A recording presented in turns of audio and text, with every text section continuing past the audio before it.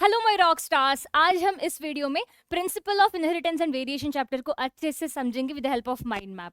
Starting with the chapter weightage. ये जो chapter है ना, ये वेरी हाई वेटेज चैप्टर है, एक्सट्रीमली हाई वेटेज चैप्टर है, क्योंकि इस चैप्टर से अराउंड 6 क्वेश्चंस भी आ सकता है आपकी नीट एग्जाम में। So let's begin with the chapter principle of inheritance and variation. लेकिन यहाँ इनहेरिटेंस का मतलब क्या है? What is the meaning of inheritance? Inheritance means passing on characters from parents to offsprings. मतलब कुछ भी कैरेक्टर हो, जैसे हेयर कलर हो गया, आई कलर हो गया, ये जो कैरेक्टर जो है ये पेरेंट से ऑफस्प्रिंग पास होता है ना, इसको बोलते हैं इनहेरिटेंस। ना what is the meaning of variation? Variation का एक्चुअल मतलब होता है डिफरेंसेस। सो जेनेटिक्स में वेरिएशन का मतलब degree of differences between parents and offsprings. Okay, so ये जो इनहेरिटेंस और वेरिएशन में हमारा ग्रिगर जॉन मेंडल का कंट्रीब्यूशन बहुत ही ज्यादा है। So let's understand about the father of genetics, Gregor Johann Mendel. So he is actually famous for his hybridization experiment, which actually took around 7 years, and he did this experiment in Pisum sativa. मतलब जो garden pea plant जो है ना, इसमें इन्होंने experiment किया. सो क्या किया इन्होंने? he has used pure breeding P plants. क्यों पी प्लांट ही ले लिया? क्योंकि पी प्लांट्स में हम बहुत ही ज्यादा सैम्पल साइज देख सकते हैं. That is one pea plant will be able to produce more than some 100,000 seeds, है ना. And also they are able to show self pollination. चाहिए तो आर्टिफिशियल हाइब्रिडाइजेशन करके हम क्रॉस पॉलिनेशन भी कर सकते हैं पी प्लांट्स में. And also they have got around 7 pairs of contrasting characters. अभी कॉन्ट्रास्टिंग कैरेक्टर्स मतलब है क्या? Extreme characters. जैसे विद रेस्पेक्ट टू हाइट देखो तो पी प्लांट में टॉल हाइट प्लांट भी होगा, शॉर्ट हाइट का पी प्लांट्स भी होगा. फ्लावर कलर देखोगे तो वाइट कलर फ्लावर होता है, कुछ कुछ में पर्पल कलर फ्लावर होता है ना. So around 7 pairs of contrasting characters is been taken by Mendel.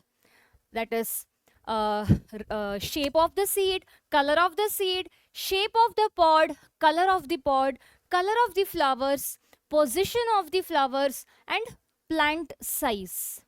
Okay, अभी last reason is they have got very short lifespan. इसीलिए पी प्लांट को मेंडल ने चूज किया फॉर हिज एक्सपेरिमेंट. अभी if you see the pea plant और उसका character, there are some characters which is dominating over another. For example अभी seed shape देखो तो round seed shape is going to be dominant and wrinkle is going to be recessive. अभी dominant recessive का मतलब क्या है आपको पता ही है, क्लास 10th में भी जेनेटिक्स में आपने पढ़ा होगा. कुछ कुछ एलिल्स, कुछ कुछ जीन्स जो है they are going to be dominating. मतलब whenever they are present they will be for sure expressing, whereas recessive alleles या जो recessive genes होता है they are going to get dominated by the dominant alleles. and ये जो recessive alleles है सिर्फ homozygous condition में ही recessive genes express होता है. So round is dominant character compared to the wrinkled shaped seed, and yellow colored seed is dominant over green, inflated is dominant over constricted, green color of the pod is going to be dominant over yellow color, purple flower is dominant over white, axial position of the flower is going to be dominant over the terminal position of the flower, tall is going to be dominant over short. अभी कौन सा dominant है कौन सा recessive है याद करना थोड़ा मुश्किल रहेगा. That is why I have got a trick. The trick is the dominant trick is gravity. G stands for green pod, R is round seed, A is axial flower, V is violet flower, that is purple flower, purple violet same ही होता है. I is inflated pod, T is tall plant, Y is yellow seed. अभी हमारे Mendel जी ने क्या किया? So he performed monohybrid cross. Monohybrid cross क्या होता है? जहां हम एक ही कैरेक्टर को, just one pair of contrasting characters are being considered in the cross. Okay? और यहाँ हम two extreme character को use करेंगे for the crossing, and hence the term cross, क्योंकि यहाँ हम cross pollination करेंगे starting में, and the resultant offsprings are going to be hybrid. Hybrid is something which is having both of the character. So Mendel has taken tall plant and dwarf plant. Both of them are pure breeding respectively. That is why they have got homozygous condition. और जैसे ही gamete produce करते हैं, tall plant will be producing only one type of gamete which will be having the tall alleles, and दूसरे में सिर्फ dwarf alleles देखोगे, dwarf allele देखोगे, क्योंकि एक गैमेट में एक कैरेक्टर के लिए एक ही एलील होता है.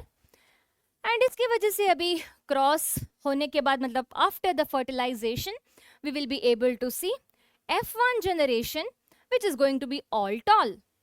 सो सारा ही टॉल प्लांट ही मिलेगा. So all tall we will be able to see in F1 generation.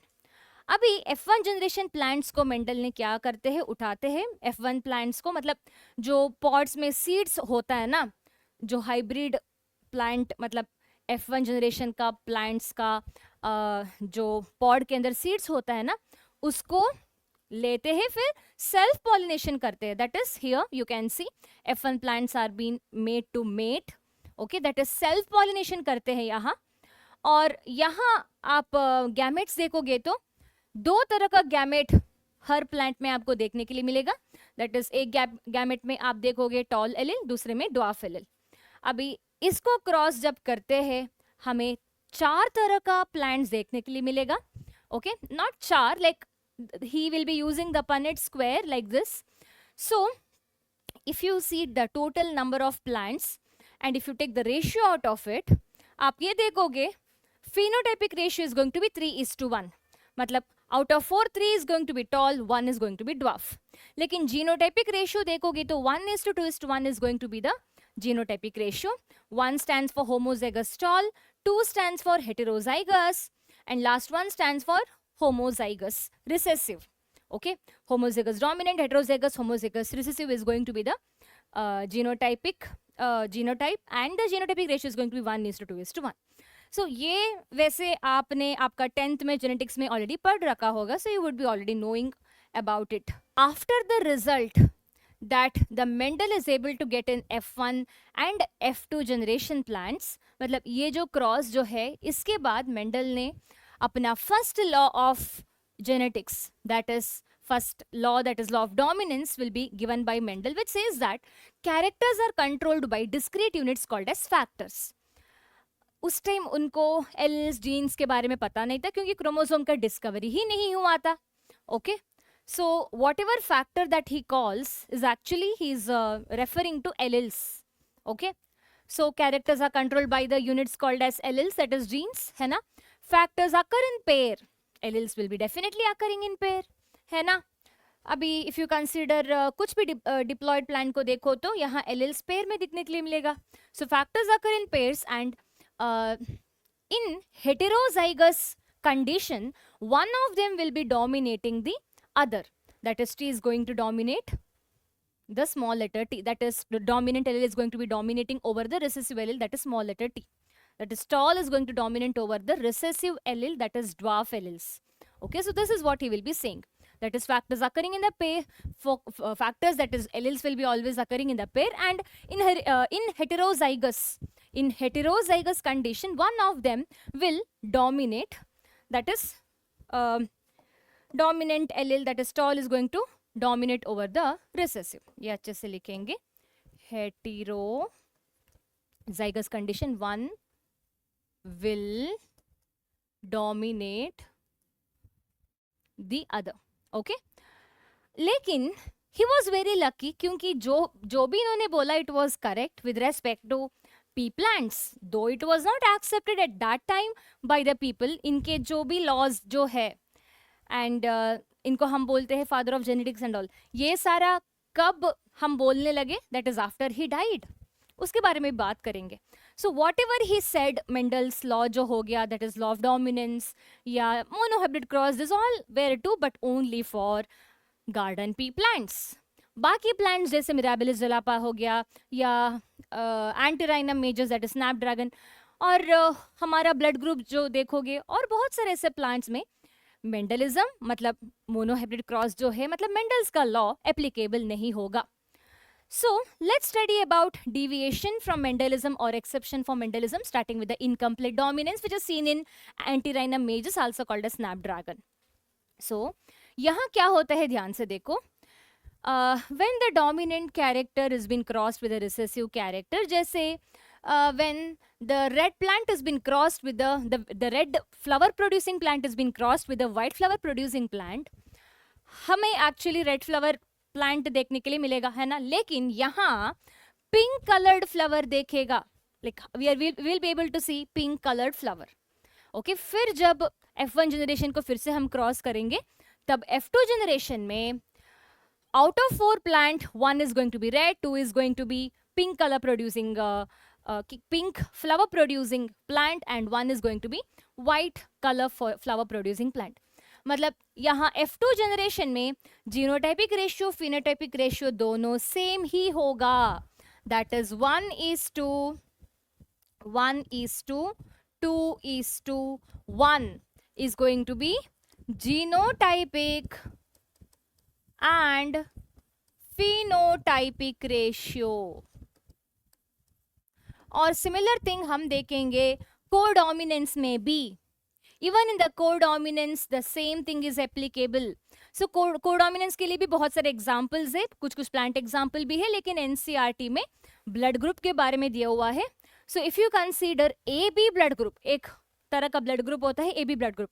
ABO blood group में A blood group होता है, B होता है, O होता है, ऐसे ही AB blood group भी होता है ना. So if you consider AB blood group, okay, AB blood group जो है, यहाँ आप दोनों एलेल्स का एक्सप्रेशन आपको देखने के लिए मिलेगा, and hence it is an example for codominance. So when AB blood group has been crossed with the AB blood group, we will be able to see all the we will be able to see different type of individuals. that is कोई कोई बच्चे, मतलब कोई कोई offsprings में होगा A blood group, किसी में होगा B और किसी में होगा AB. सो यहाँ भी फिनोटाइपिक रेशियो जीनोटाइपिक रेशियो जो है, genotypic and phenotypic ratio is going to be 1:2:1. लेकिन यहाँ हेट्रोजाइगोसिटी जो है, here we will be able to see expression of the both the alleles. लेकिन यहाँ इनकम्प्लीट डोमिनेंस में हमें ब्लेंडिंग देखने के लिए मिलेगा. That is red and white is going to blend, mix, and they are going to provide pink colored flower. So ये हो गया हमारा incomplete dominance codominance के बारे में. Next we will be studying another cross performed by the Gregor John Mendel, that is dihybrid cross. He did not just do monohybrid cross, he considered 2 characters while crossing. इसको ही हम बोलते हैं dihybrid cross. That is, he has taken the color of the seed and shape of the seed. So he crossed yellow colored seed which is having round shape with a wrinkled seed which is having green shape. And offspring में इनको मिलता है yellow colored seed with the round shape.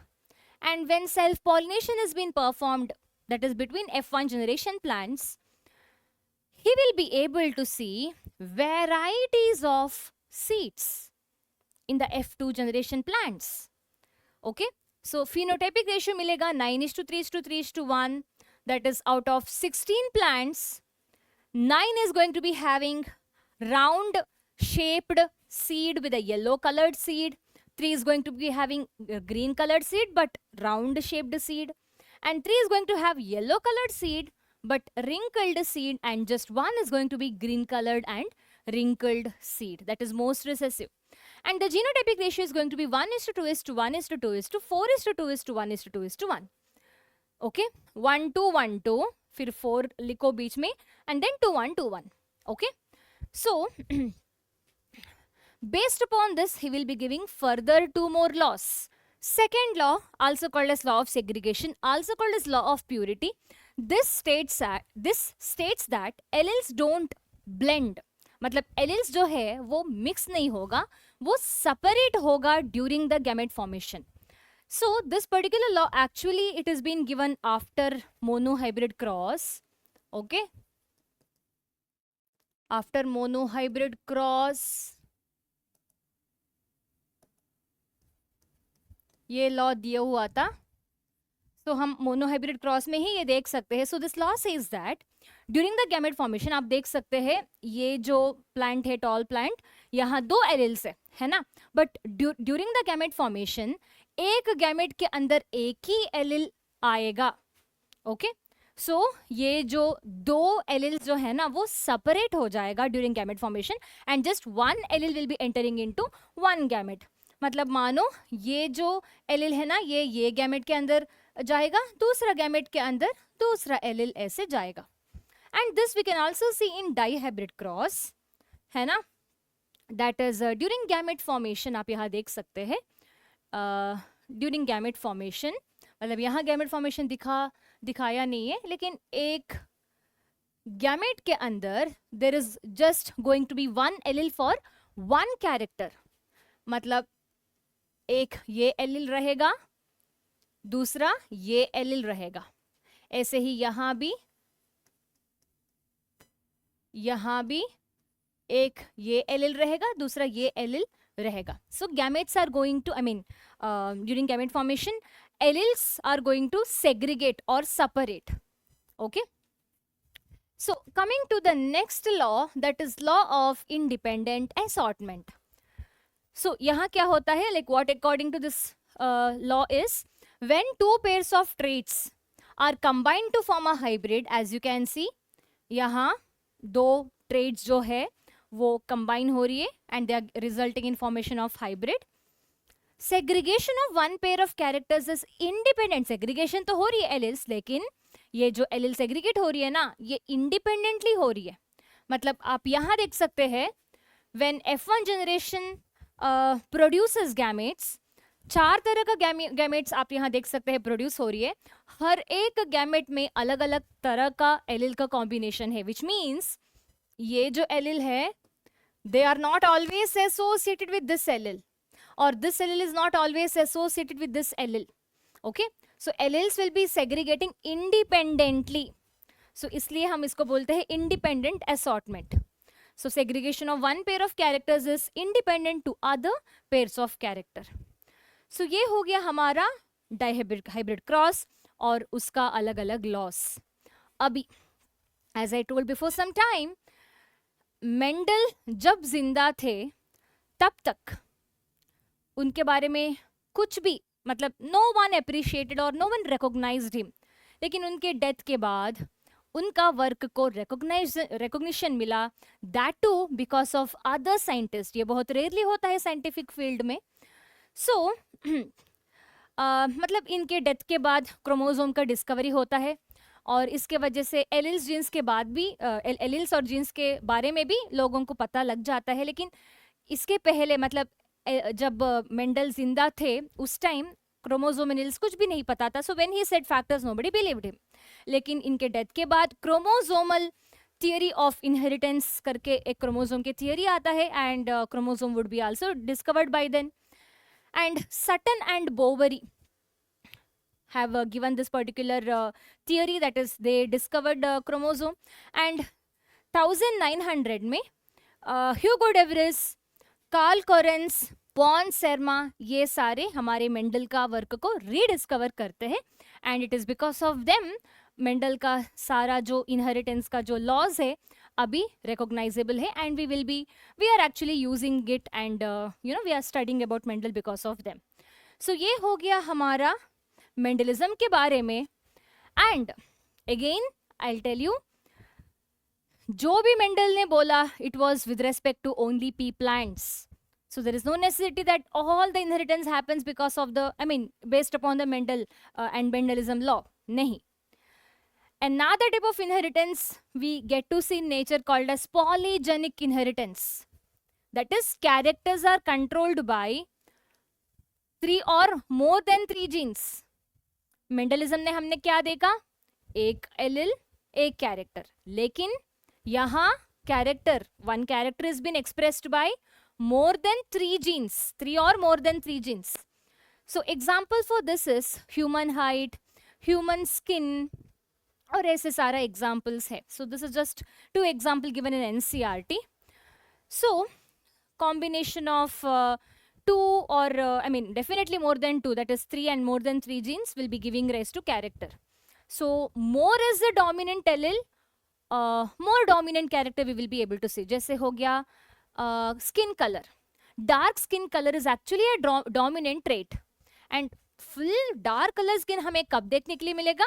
When all the dominant alleles are present in the individual. Okay? ऐसे ही human height में देखो तो सारा जब dominant alleles होता है, it will be imparting the tallest height in the humans. Okay? So another type of inheritance we will be able to see called as pleiotropy. Pleiotropism भी बोलते हैं इसको. So यहाँ multiple expression can be seen by single gene. Mendel ने क्या बोला? one gene one character. लेकिन यहाँ क्या हो रही है? अलग अलग expression देखने के लिए मिलेगा but by single genes. Example for this is starch synthesis in the pea plant, which is going to cause the shape as well as the size of the seed. Okay. Another example is phenylketonuria disease. अभी ये जो disease है, we know phenylketonuria is a type of disease के बारे में detail भी देखेंगे बाद में. Okay. Phenylketonuria is actually caused by single gene. मतलब ये जो disease जो है, it happens because of the mutation or changes in single gene.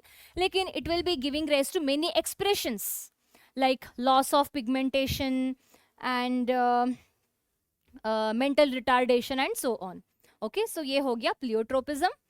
So next we will be studying another concept which is completely different than what Mendel said, that is about linkage. And we will be seeing how linkage is inversely proportional to recombination. Okay, T.H. Morgan ने Drosophila मेलनोगास्टर fruit fly use करके ये जो linkage का concept दिया है.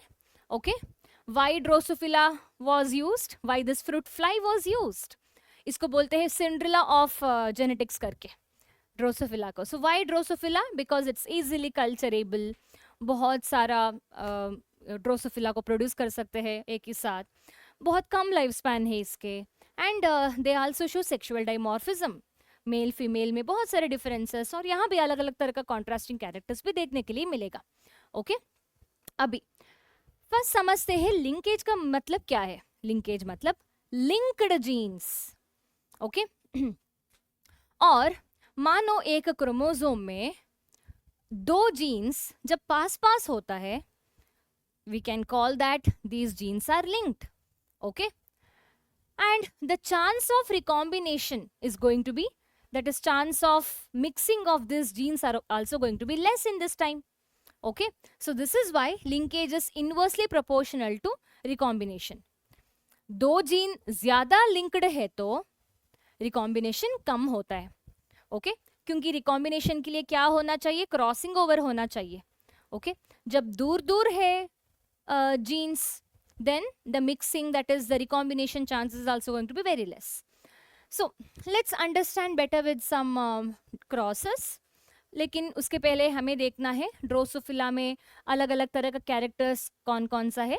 So coming to body colour, wild type मतलब dominant character जो है with respect to body colour is brown, represented as Y+.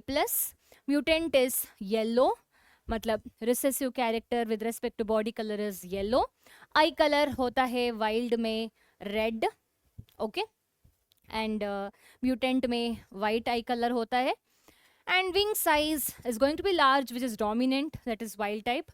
Mutant is going to be miniature मतलब छोटा सा. Okay, represented as M.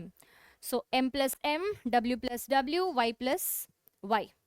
अभी बॉडी कलर और आई colour जो है, they are going to be linked.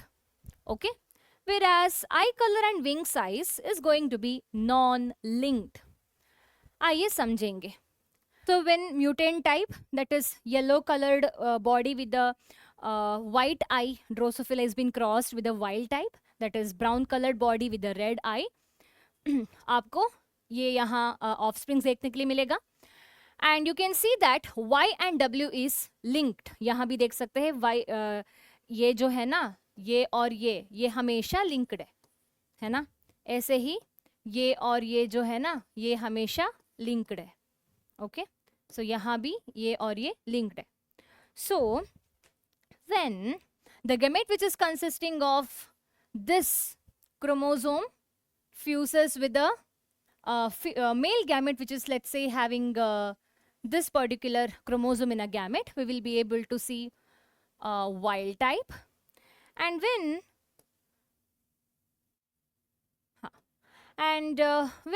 the gamete which is having this particular chromosome, when it fuses with the gamete which is having this one, we will be able to see this particular combination of Drosophila. Now, when further this F1 generation Drosophila are further crossed, आप यहाँ देख सकते हैं अलग अलग तरह का offsprings आपको F2 जनरेशन में देखने के लिए मिलेगा. And what we can make out is the percentage of linkage. If you see 98% of the F2 generation Drosophila would be of parental type. सिर्फ 1.3% ड्रोसोफिलास जो है यहाँ they are going to be of recombinant type. Okay, so you can see like hence we can say that ये जो दो jeans है ना, characters, they are linked. अभी दूसरा क्रॉस देखेंगे, दैट इज क्रॉस बी. यहाँ आप देख सकते हैं white and miniature, that is I colour and wing size के बारे में, विच इज अनलिंक्ड, इसके बारे में देखेंगे. White is the eye color, which is a mutant type. Miniature is also mutant type, which is the wing size. So when it is being crossed with a wild type, that is large wing with the red color eye, male Drosophila. So F1 generation में आपको wild type और wild miniature देखने के लिए मिलेगा. और देखो यहाँ कैसे ये जीन्स को represent किया हुआ है. ये जो जीन्स है ना, they are unlinked. Okay, non linked, that is why they are quite far. यहाँ ये जो दो जीन्स है ना, वो बहुत करीब करीब पास पास दिखा रहे हैं, which means that they are close. Okay, now so you can make out over here. हाँ, स्टार्टिंग में तो आपको मतलब F1 जनरेशन ड्रोसोफिला देखने के लिए मिलेगा, लेकिन when F1 generation are further crossed, देखो रैंडमली यहाँ मिक्स हो रखा है ना. There is, if you see in the offsprings, that is, if you see in the F2 generation, you can make out this and this is not linked over here. Okay, जैसे यहाँ देख सकते हैं, ये यहाँ है और ये यहाँ है. ऐसे भी यहाँ भी देखो, ये यहाँ है और ये यहाँ है. So here you can see lot of you can see here less percentage of linkage, that is only 62.8% of F2 generation Drosophila will be able to show parental type, that is they will be able to show linked gene, presence of linked gene, and 37.2% will be able to show recombinant type. मतलब अच्छे से recombination हुआ रखा है, क्योंकि वो जो genes जो है ना, they are not linked, they are quite far from each other, that is why they are not linked. Okay, Alfred Stuttgart ने genetic mapping किया हुआ है of Drosophila, and he also gives a unit called as centimorgan. मतलब linkage होना है तो मतलब imagine like the percentage of linkage should be more, that is if I have to say that two genes are linked, then I guess around less than 100 या 10, exactly याद नहीं है number, 100 या 10 centimorgan से कम होना चाहिए distance between the two genes, then only linkage can happen, and then only we can call those genes as a linked genes, वरना it is going to be non-linked genes. Okay, so ये हो गया हमारा linkage के बारे में. अभी देखेंगे सेक्स डिटर्मिनेशन के बारे में. Okay, we already know about human sex determination. Humans में कैसे सेक्स डिटर्मिनेशन होता है हमें पता है, ये from human reproduction chapter. Even in Drosophila we will be able to see same pattern, that is male will be able to show heterozygosity and female will be able to show homozygosity. Henking in 1899 observed that in male insect they have got heterozygosity condition, that is specifically they have XO condition, and he observed the sex determination for the first time.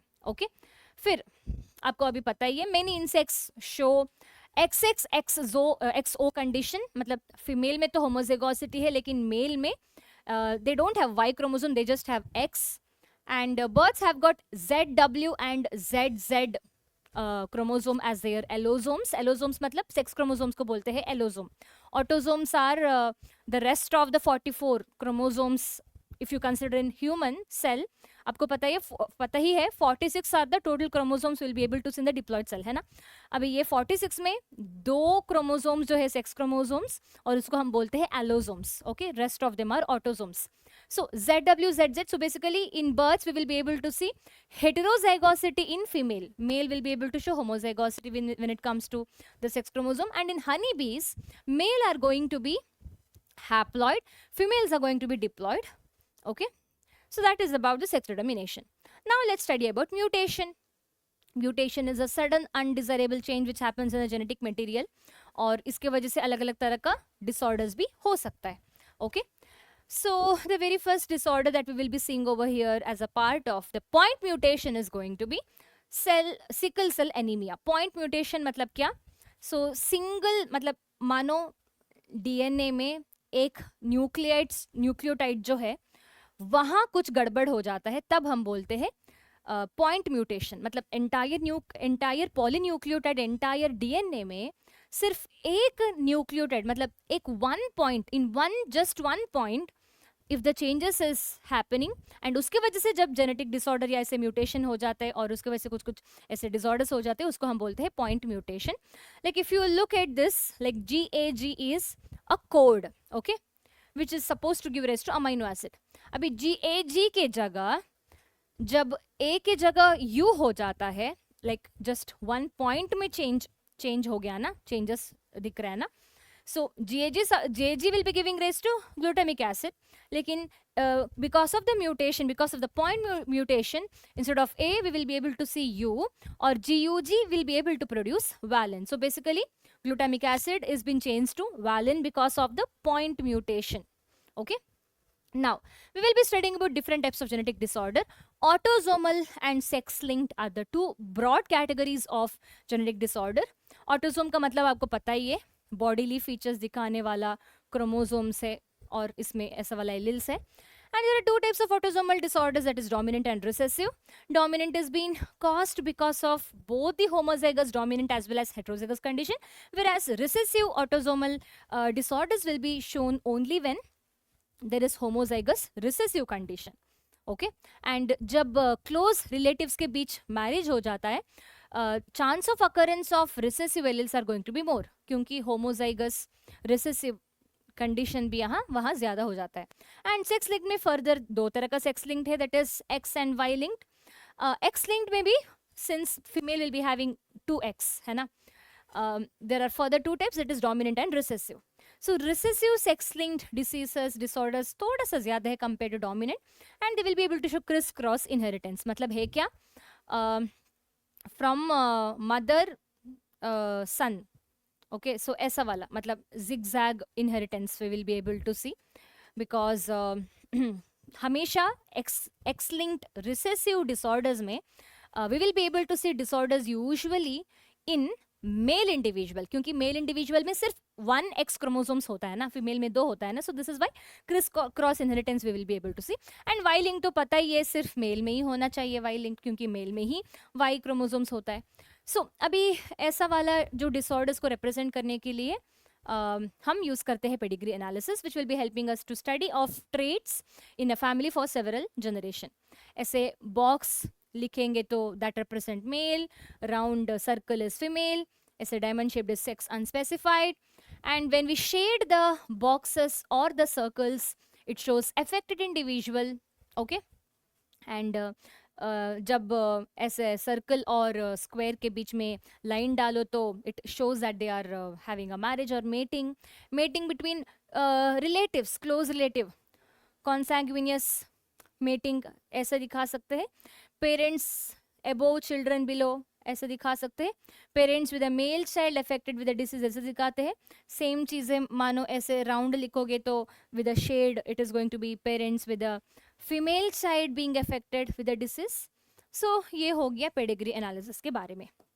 अभी देखेंगे Mendelian disorders. Okay, by the way there are two types of genetic disorder.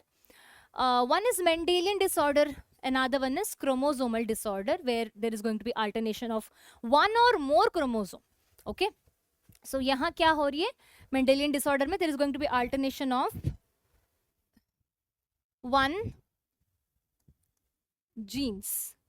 Okay, so the very first one that we are going to see is color blindness. It's a sex linked and 20x more chances in more prominent chances in male and 8% of the male is affected.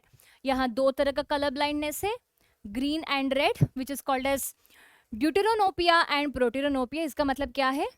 जब green colour अच्छे से दिखता नहीं है, मतलब अच्छे से नहीं, when green colour is not able to get recognised, क्योंकि उसका ऐसा वाला जो ग्रीन कलर प्रोड्यूस करने वाला विजन प्रोड्यूस करने वाला कॉन्स नहीं होता ऐसे लोगों में, और इस टाइम हम बोलते हैं ऐसा वाला कलर ब्लाइंडनेस को ड्यूटेरोनोपिया करके. जब रेड कलर हम रिकॉग्नाइज नहीं कर सकते उसको हम बोलते हैं protanopia. Next is haemophilia which is sex linked.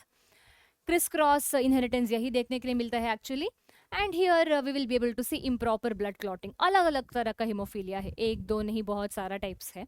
Based upon the different I mean absence of different clotting factor we will be naming the different haemophilia. Sickle cell anaemia, autosomal recessive, glutamic acid substituted by valine on 6th position of beta globin chain of protein. phenylketonuria which is autosomal recessive. अब देख सकते हैं बहुत सारा diseases जो है यहाँ they all are autosomal recessive only. Okay, just one is autosomal dominant. So phenylketonuria में क्या होता है? There is going to be lack of phenylalanine hydroxylase enzyme and इसके वजह से mental retardation, loss of pigment भी हो जाता है. थैलेसीमिया ऑटोसोमल रिसेसिव, दो तरह का थैलेसीमिया है. अल्फा थैलेसीमिया में क्रोमोसोम 16 में दो जीन्स एब्सेंट हो सकते हैं, HbA1 और HbA2. बीटा थैलेसीमिया में क्रोमोसोम 11 में HbB जीन्स एब्सेंट होता है and that is what we call as a beta thalassemia. Okay, next is myotonic dystrophy which is a autosomal dominant disorder. अभी देखेंगे क्रोमोसोमल डिसऑर्डर के बारे में, जहां either there is going to be extra chromosome or less chromosome, so alternation of one or more chromosomes can be seen. यहाँ gene का alteration था, यहाँ क्रोमोसोम का. so उसके पहले फर्स्ट देखेंगे एनिप्लॉइडी पॉलीप्लॉइडी के बारे में. एनिप्लॉइडी मतलब प्लस और माइनस वन और फ्यू क्रोमोसोम. ओके, मतलब जब एक्स्ट्रा एक क्रोमोसोम या एब्सेंस ऑफ जब वन क्रोमोसोम होता है उसको बोलते हैं aneuploidy. Polyploidy is increase of whole set of chromosome. 46 के जगह 48, मतलब extra chromosome, set of chromosome जब होता है लोगों में उसको हम बोलते हैं polyploidy. The very first one that we're going to see is Down syndrome, where 21st trisomy can be seen. Short height, broad flat face, characteristic palm crease, furrowed tongue, mental retardation, ये सारे इसका symptoms है.